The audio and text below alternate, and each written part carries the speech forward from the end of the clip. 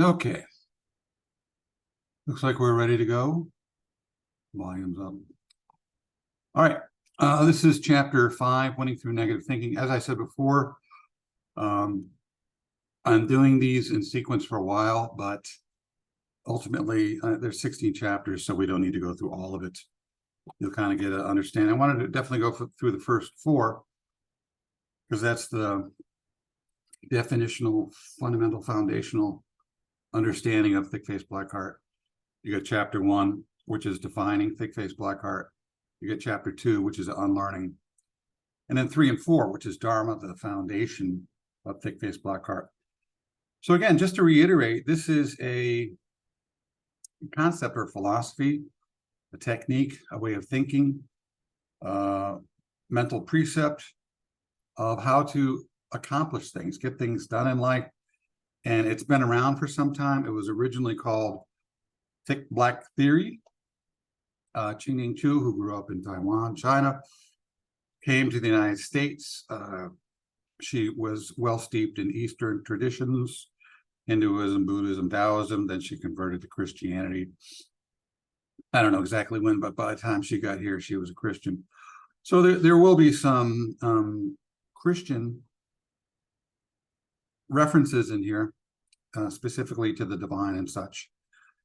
If you find that off-putting, then don't worry about it. This applies to anyone. She's just using certain terminology to express an understanding of an idea or a theme, thesis, concept. Okay. What else do we need to know? That's about it. But I'll be skipping. This is the first, actually, pretty much the first chapter that takes thick-faced black heart, once it's been defined, understood, and taken to heart, hopefully, well enough so that you can understand. Now we're going through, like, if you were writing an essay, the next 10 chapters or so are the developmental section, meaning that each concept used here happens to be negative thinking, another one's money, another one's leadership. Looking at those concepts through the window of thick-faced black heart. Okay, so this is the all-pervading concept that is being used to think about these terms and to achieve in regards to achievement in the workplace, outside of the home. This isn't really about family and community achievement, right? This is more about achievement in the workplace. Okay, so here we go. Thick-faced black heart practitioners do not accept the common rules of success. They need no consensus of their validity from others. They investigated uncharted ideas by observing the natural workings of the world. So this is something, whether it's thick black theory or thick-faced black heart here this way, or whatever, doesn't matter whether it's ancient, modern, whatever. This is something that we all need to do, right? We all need to really get solid, I guess we could say, with who we are, what we want to do, and really come to an understanding as to what our path is. Who we are, we define ourselves, Briggs-Myers typology test, those are good tools to use to understand who you are, your character type, right? Typology. And then matching that to a particular training for the workplace, or thinking, books that you would read, maybe outside of the work environment, that would help you to solidify yourself intellectually, spiritually, emotionally, whatever, right? So there's a lot of building up that needs to be done, because we come into this life in a very raw form, right? We're basically piles of mud, I guess we could say, right? And we're trying, hopefully, potentially, to build gems, right? And gems take some time, and the gems are usually built through friction. If you take the compounds in the earth, and through friction and time, the gems are built up through various elements and materials. And that's what we're doing. We're using the pressure of life, as is said here and by others, that we learn more about life and achievement, and then moving forward and then understanding ourselves and others through one trial, difficulty or challenge, then through all the trips we've taken to the theme parks. All the theme park trips are fun times we've had out there, right? We learn through way more about the essential elements of life and achievement and understanding the self and our relationship and understanding self in relation to others, and achieving things, right? We learn more about the essentials through challenges and difficulties and trials, even one of those, than we would through all the good times we will have had on this planet, right? So in this chapter, you might find inconsistencies with other chapters. Thick Face, Black Heart reveals the workings of the universe the way it is, seeks no consistency. Since consistency is an important element of the real world. So true, right? We're about as inconsistent as we come, as they come. Sorry, as they come. Why? We're forgetful. We forget things. We are mostly emotion-based. We go more by feelings than we're not computers. We're not, great computer data, massive data processing machines. We're very inaccurate in recalling information, recalling, processing, retaining information. We're not very good at that. We often misinterpret information. We forget things. We reinterpret things. We remember things. That's tough to say. Those studying in the field of thinking or the mind, biology and so forth, have seen that, the brain is not very good at remembering things. Over a period of time, we will impose other memories on top of existing memories, memories that, or things that we've done, we put in our memory after those things have happened after the said memory. We have a memory in our mind. In the future, we do things and we impose those things, not even intentionally, right? We're not even aware that we do this. Or maybe sometimes things we hear or see that aren't even related to us, something on the television, in the videos, the stuff we read, and we superimpose some of that onto our memories, right? So we're really kind of, if most people really understood our shortcomings, I think we'd be much more patient with each other. But as it is, maybe that's too difficult, that's too challenging, that's too much work. People don't want to spend time doing that. They want to spend time working, hanging with family, having fun, maybe getting on an Xbox and social media. I don't know what it is, but thinking well, working hard. Many, I think it was Martin Luther King and Ford, from who the owner of the originator of Ford Motor Cars, and many others have said that thinking is very hard.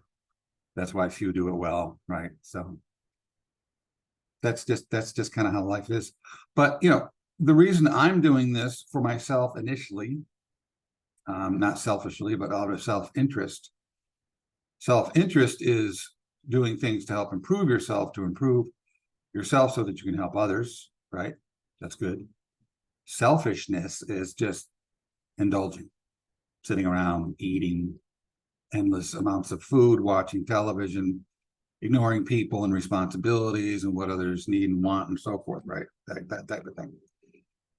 So I was teaching and lecturing yesterday at one of my college classes, and I was telling my students this, you really have to get definitions down. You really have to know who you are. You have to define yourself well. You have to define your path. You have to define your goals. Are you a person who is generally adventurous, or are you kind of, stick by the path type of person? And both are okay. Doesn't matter, that doesn't matter, who you are as much as knowing who you are. Knowing who you are matters way more than who you are in most cases, unless you're a psychotic killer, then everybody's concerned about who you are in that case, right? So more on that as we move forward. In past decades, the idea that we need, and remember this was written in, the 90s, I don't have my reference source, but anyways, I think in the 90s or so. It's been out at least 20 years. In past decades, the idea that we need to change our negative attitudes to positive ones before we can succeed, right? And I've heard this when I was taking some achievement or business achievement webinars, seminars. This is what there are people who would just try to think positive thoughts all the time. Think positive thoughts, positive thoughts, right? And there was an individual, and he was talking about, he was coaching on money. And he said he was watching television and he started to get these negative thoughts about what he was watching and blah, blah, blah. And he said, I knew how to get rid of those negative thoughts. I don't think it's just about mindlessly getting rid of all your negative thoughts. Sometimes those negative thoughts are there to be instructive. They're there for a purpose. A negative thought might be, ow, I'm in serious pain. Don't ignore that. Your foot's on fire, Or, ow, I'm seriously depressed and deprived. Maybe you're in a bad relationship. Maybe you're in a bad work environment, right? Don't just ignore that. No, I've got to be positive, right? Pain, whether it's physical, emotional, spiritual, is there as a signal, right? Something's wrong. Take a look at this, like your car or your body, right? Your car gets sick, you get sick, don't ignore it. Oh, I'll just ignore that and I'll be positive. No, don't do that. Has been pounded into us. If we learn only one thing from reading this book, should be that you can succeed the way you are. Pretty much true, right? The way you are as far as your personality type is concerned. If you have certain aspects of your character that need to be fixed, right? If you're excessively selfish, lazy, inconsistent, unthoughtful, don't follow through on your word, you're inconsistent about that. Any negativities, suicidal or murderous, in the extreme, right?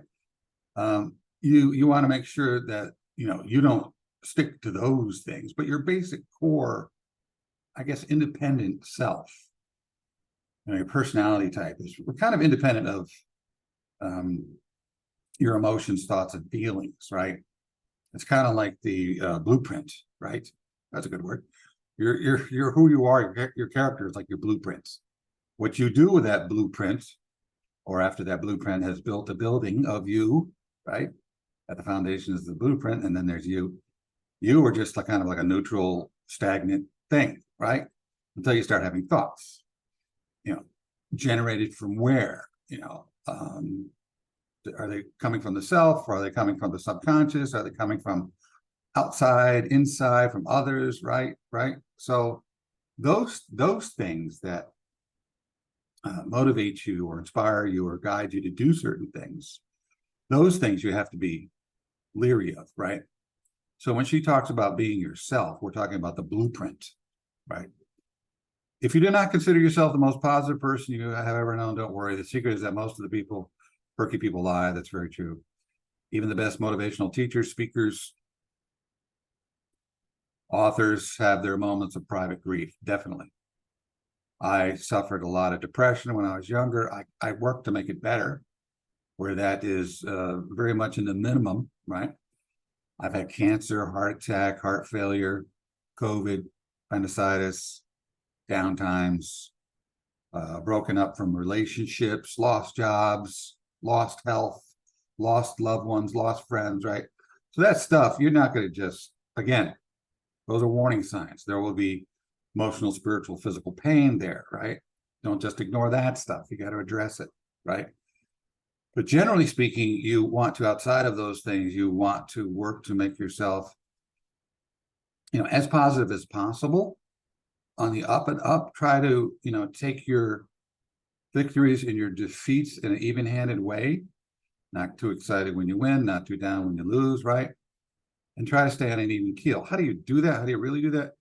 Some become religious. They go to God. They go to the divine. They go to the spirit. They go to the nature. So people go out to nature and kind of get away from things and level themselves. Meditate. Maybe it's family. Maybe it's a hobby. Maybe it's cooking. Maybe it's sewing. Maybe it's cleaning. No, actually, some people like cleaning, but you know what I'm saying, right? However, those whose livelihood depends upon promoting the concept of positive thinking have been able to convince the rest of the world that if you are absolutely positive about life at all times, all circumstances, then you are an inferior being, right? I remember I moved from Connecticut to Boston, and that was my first computer programming position, right? And I had interviewed with the CEO and the head of the IT department, and the senior programmer, personnel, and all those people, right? So I'd gone through the ringer, the interviews and stuff, and it was my first day, first week on a job. And I was coming under unusual circumstances. I had broken up with my fiance. I was suffering insomnia. When I interviewed for that job, I hadn't slept in 3 days, right? So I left Connecticut. I left my fiance behind, where she left me, and then I went on, and I left all my family and friends, and I moved up to Boston all by myself, right? And the CEO or COO, one of those C guys, stopped by. So, Jeff, how you doing? How's the new job going? I said, how's the day going? Oh, not too bad. I've had better, but going well, pretty well. And he kind of took exception to that, right? I think he thought, no, this guy should just be nothing but positive. Maybe I should have faked it, but I'm not much at faking things, unless I'm play acting about things. So, and I've been told, by students and clients and others, family, I'm very, very real. I had several students saying, as a matter of fact, you're the most real professor I've ever had, authentic. I think that's the best way to be, right? It's a lot less stress. It's a lot less trying to be someone else, trying to impress, trying to diversify your responses, your emotions, your personality, your feelings, your reactions to things. Screw that. I don't have time for that. Especially the older I get, the less time I have. But I didn't even have time for much of that when I was younger. Anyways, so what do we say? The pressure of not being like everyone else, being like everyone else, I guess, typo. So optimistic, cheerful is worse than actually experiencing negativity. We all thought somehow that something must have been terribly wrong with us, making us unable to embrace positivity. All these ideas lead to the final logical conclusion: I am just not good, no good, and a boom, so many typos. I am just no good and a born loser, right? Boom, loser. I think we're all born losers, to be honest. Yeah, we lose more than we win. Why? Yeah, we're infallible. We're learning all the time. We don't know anything. We don't know everything. We aren't consistent. We're emotion based. We have our weak moments. We're doing well until all of a sudden we run into something that brings us down, bad news and the family and the community, at work. We lose something. We lose our health. We lose job, relationships, health. There's so many things. We lose our cell phones, heaven forbid, right? There's so many things, small, medium, and large, that can trip us up and get us off the beaten path. It's difficult, very, very difficult to stay consistent. We're generally inconsistent. It would be better to be consistent. So the more you can work towards being consistent, the better. Nobody's even close to being consistent all the time, right? But some do it better than others. It takes effort. It took me a long time to be consistent and get rid of that. I had a lot of negative energy in here, fear, doubt, trepidations. Just did it. Now I'm pretty clear of that. I'm pretty clean, right? I think that's where you want to work towards. What you want to work towards, I should say. In truth, each one of us, since the moment of our birth, has been given a death sentence. I think this is something that Stephen Jobs said. He was asked about doing what you love, or what should you do with your life, your career, so forth, right? He says, we all have a death sentence. We're already dead. And he died pretty young. What was he, like 50, 52? So we all have a death. We're already dead. I don't think he's a death sentence. I think we're already dead. Meaning, but even if you live to be 100, in the scheme of things, where time goes on endlessly, that's a spit, a tiny, infinitesimal spit in the cosmic bucket of time, or in the cosmic universe, right? It's nothing. Even if you live to be 500,000 years old. That's still nothing, right? And so he's saying, what are you waiting for? What are you doing? You don't have much time. You have little precious time, right? You're a kid most of the time up until 20. You're messing around. You're just playing around. You're not serious about anything. You're just having a good time. Then you get to 20, 19, 20 or so, you start having to worry about work or school or whatever. Maybe go right to work and maybe do some schooling in some capacity, way, shape, or form. Then you go to work, and then you work what, like 30, 40, 50 years. Then you retire, and then you die a few years later, right? I always say it's not retirement, but redirement. Redirement, you're ready to go. That's your final phase. I'm getting pretty close to that final phase, right? So you better have it figured out, right? You better have stuff worked out at the deeper core level, right?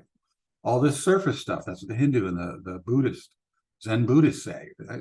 That's what a lot of Eastern theology is about. Zen Buddhist, the Hindu, right? They say that most of this that we see around us is mere deception. This temporary, transient world, right? Where we try to fit in, where we try to get a job and we try to make money, acquire material status and things, right? Maybe political status or power status, politically, economically, or whatever, right? And we think that's the answer. That's going to make us great. People are going to love us. We're going to make our mark on the world. And this is our destiny, our legacy. We're going to leave our legacy behind. A lot of politicians do that, but once those politicians are dead, they're mostly forgotten. Very rarely are they remembered, right? And the only ones that I think that really get remembered are the ones that do something of great significance for others. Maybe the Martin Luther Kings of life, or the Gandhis of life, Mother Teresa's. Those are the type of sacrificing people of great personal sacrifice, or maybe those who serve in the military, right? Sacrifice their lives. Those are the people that we really, really admire and remember and honor. How many politicians do we really honor? Not a lot to honor out there, especially these days, right? Anyways, however, the fact of death is always present in the deepest part of our subconscious. That's one of our great fears. Napoleon Hill talks about the five or six greatest fears. I forget what it is. One is speaking in front of people, because we're so exposed, we don't like to be criticized. I could care less. I've gotten way over that. Another fear is the loss of money. But if you lose money, that's got to do with your health, right? You lose your health, people are scared of dying. Most of us don't know what's on the other side. That's kind of scary. So fears can drive our goals. Be careful of what's driving you, right? Between time of birth and time of death, we do the best we know how. If you and I have acted to the best of our abilities, it will more than fulfill the bargain we made with our Creator. Again, you don't have to use religious references here. You could say the universe for you agnostics, or maybe even for non-believers, the atheists, whomever. Doesn't matter. At the moment of his birth, success has no rules. Success comes in every shape and profile. And I've heard this, I've read about this many times over from high achievers in various fields, right? So this is a very important point. You don't want to just follow what everybody's been doing or saying, This is why you have to, ultimately find your own path. Maybe you follow parents and what they do, or where the money is, or I don't know, where the hot jobs are, the STEM and green jobs, where the big money is at the time, and that might be okay. It's a good lesson. You'll learn, you stub your toe enough, you go, ouch, ouchity, ouch, ouch, son of a gun. I got to do something, change things, right? And that's learning. That's good. Countless good books have been published on this subject. There you go, case one. All this information can contribute to our effort towards success, but the truth remains, success has no rules. Success per se doesn't have any rules, but there's things you can do that will enhance. Case in point, read this book. Law of Success in 16 Lessons, right? As a Man Thinketh. So there's certain things you can do to kind of build up your armament, right? To give you some shield and sword to move forward with on your unknown path to success. You know, most paths to success are different, some more so than others, but relatively speaking, they're all pretty different, right? Success comes to those who try hard, and even to those who make no visible effort at all. So people just fall into it. I've heard about this like in business or politics, not so much, but maybe in entertainment, actors and actresses as models, and even, you know, people who have written books and authors and artists in that fashion, you know, just kind of falling into things, even people in business and whatnot, right? Kind of just, it just seems to just work out. And then others have to really push to struggle, right? It's just like Beethoven and Mozart.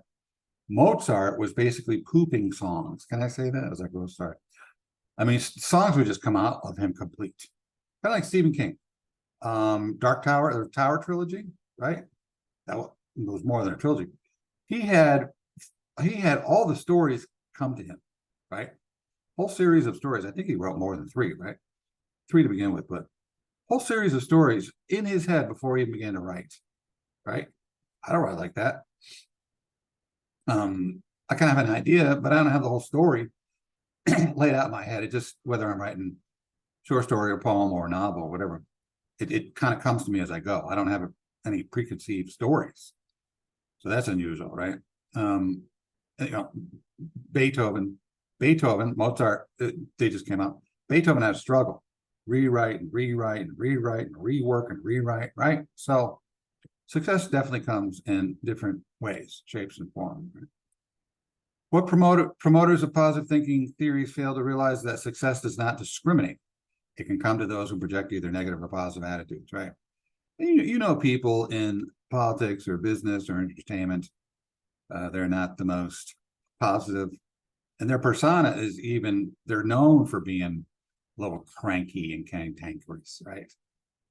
I am not deprecating the validity of positive thinking. However, if you are just not a naturally positive thinker, no matter how hard you try, then we have to take a moment to examine the negativity and find evidence that you can be successful even though you are negative by nature. Then she gives some examples here, and you can see that, you know, when she was around, because some of these examples are, you know, the references are older people like Mark Twain, well, much older than Elizabeth Taylor, but Elizabeth Taylor, Spencer Tracy, Katharine Hepburn, these are actors from my parents' generation. So yeah, been around Humphrey Bogart, Marilyn Monroe.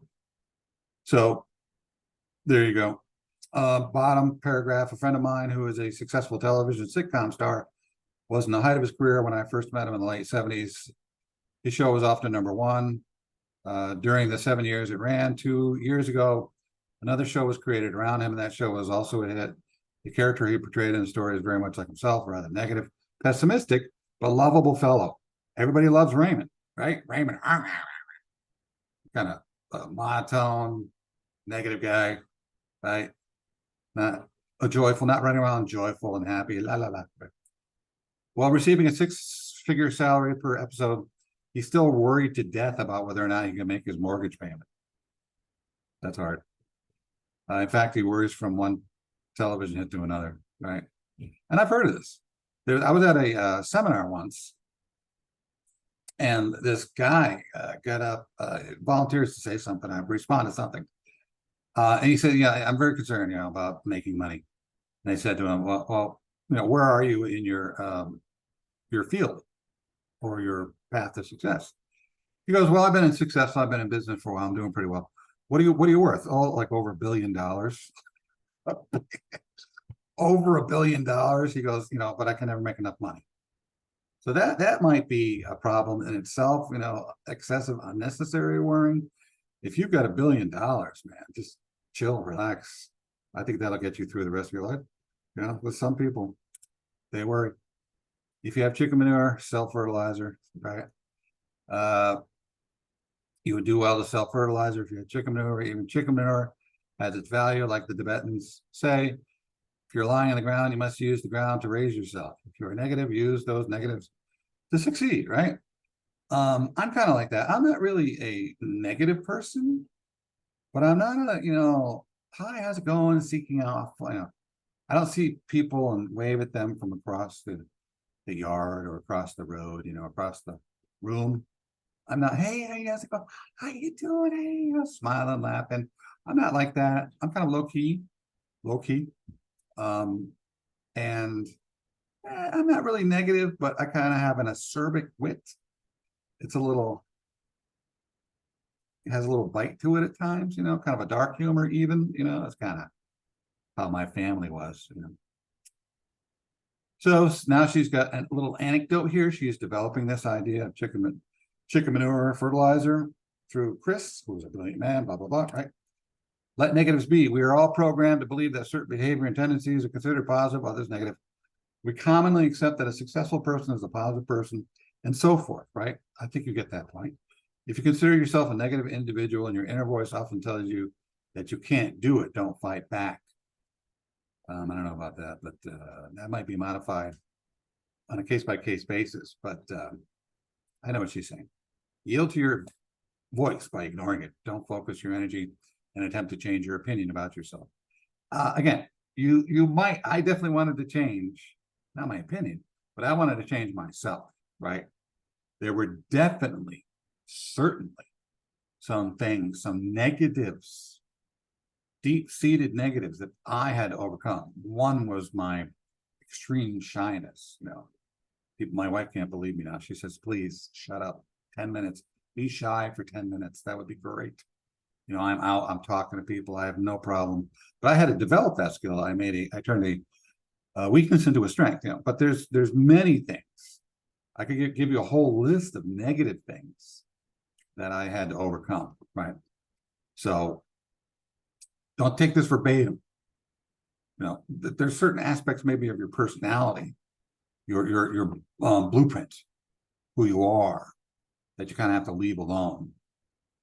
But if there's some very negative aspects of your character, who you are, the way you think, act, and feel, and speak, and walk, and talk, and blah, blah, blah, if they're destructive, self-destructive, or ultimately destructive of others, oh man, you got to change that, right?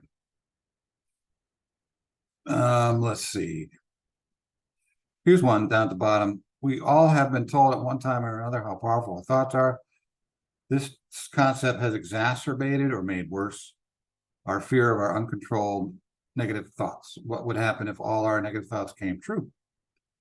However, the power of thinking is not that simple. You have no power to manifest your every thought. Not yet.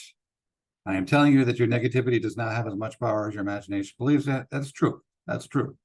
That's true. I'm a perfect example. Right? When I was younger, super introverted and shy, I never talked to anybody.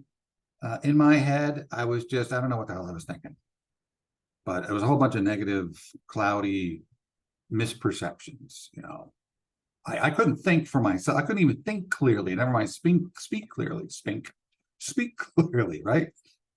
That took a lot of work to overcome, right? I had to get a lot of garbage in, garbage out, garbage in, garbage out, or garbage here innately, garbage out. Garbage was put into me mostly by my environment.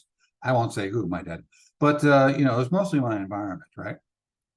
So if you got people that are constantly conditioning you especially when you're younger, it might be brother or sister or guardian or parents or family or friends, whomever, right?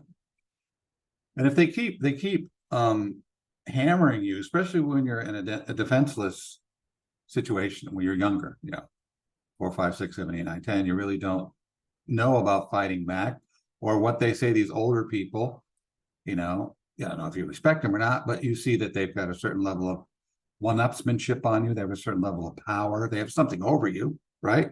Other than maybe their strength and height, but maybe experience and time, social, material, economic status superior to yours, right? And plus, when we're younger, we're highly impressionable, and we're just kind of like little dodo birds, like a little puppies, So it takes some time, to overcome that if you've been beaten about the ears by what people have said. And it's not so much even physical beating. That's another thing. I'm not even talking about that. But mental. We take a lot of mental beating, you know, and we have to overcome that. You got over. That was my major thing. I had overcome that. I was way beaten up mentally, you know. And you know, my dad did it, and I don't think he was doing it maliciously. I think he was really doing it to try to help us, me and my two sisters. But it didn't work that way. You know, I ended up having a desire to kill him. I really hated him. And my sister tells me, and I think I blocked this out. But my sister said to me when I was about 18, and I was pretty big by that time. I was probably 240 pounds, 6'3", and my dad is pretty thin, had been most of his life. I came after him, and I chucked him on the ground. I said, "You blank with me again, I'll take you." You know, so he stopped bothering me. That'll do it. Yeah, I've had enough. I think of Color Purple. Oprah Winfrey plays this. I guess she's the house slave of this black guy, right? Little beknownst to many people that blacks did have slaves, other black people. That's where the slaves came from Africa. The way in which the slavery came about was that one tribe in Africa would defeat another tribe, and then they would enslave those people. Then they found out that they can make money by selling them to Westerners, right? So that's how the black slave trade began. But there are also many blacks over here, just like The Color Purple showed, right? I don't know if that's based on a true story, but it's based, that experience or that situation is based in fact because there were numerous black people that owned black slaves. And so she at the end, she's finally freed from him, and he's just like a total piece of garbage, right? But you can see that she was a good person, and she basically did what she was told, and she was pretty honorable. And at the last minute, she's gotten into a carriage. I think his whole place had been burned down, and his life had been destroyed, which is good. That's where evil people should end up, you know, destroyed at the end. And she stands up and just does a verbal reaming of him, you know, and he takes it. He's kind of, oh, it's one of the greatest scenes, right? Anyways, so what would happen if all our negative thoughts came true? Yeah, so we think that. Eleanor Roosevelt, right? Eleanor Roosevelt. She was very shy, not a very good-looking woman. She confessed to that. She was also very shy, and she had a lot of self-doubt. But when her husband became president, all of a sudden she became empowered. She said, you know, I can do some good. And she started helping the poor, right? The deprived, the underprivileged. And she really started to feel good about herself, and she started to, you know, be a great leader and get things done, right? And she overcame that self-doubt and fear. And she said, you know, I used to fear everything, but now I realize fear, I thought it was this big monster. It's actually just a tiny little mouse. And now I just see that little mouse running away with his little tail between his legs, and I'm in control now. Little mouse of fear, right? So you be in control. Standard negativity are not carved in stone. Standards of judging negativity are artificial human manipulations. There you go, right? Standards often change according to our time and culture, or from person to person, right? What was considered positive in a given era may be considered negative in another, right?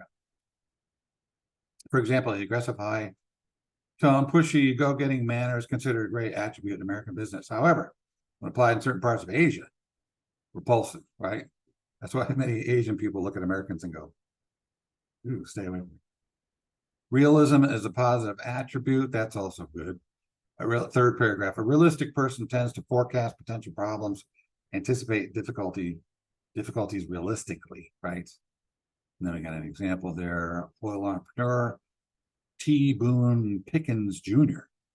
But that ain't a Texas name, Texan name, right? Use negatives as springboards to success. If you are inclined to be jealous and envious of success of others, do not try to eliminate those thoughts. Use them to fuel your life's engine. This is what a lot of people do, you know.